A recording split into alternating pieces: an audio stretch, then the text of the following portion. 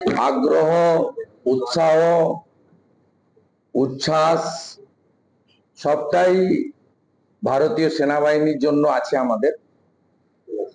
এবং ভারতীয় প্লেনকে ছিনতাই করে যিনি নিজের মুক্তি আদায় করে নিয়ে দুর্বল নেতৃত্বের কারণে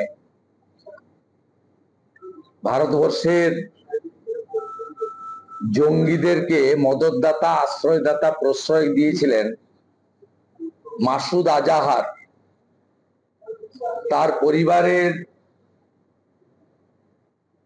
14 জন সদস্যের জানাজার নামাজ এখন চলছে।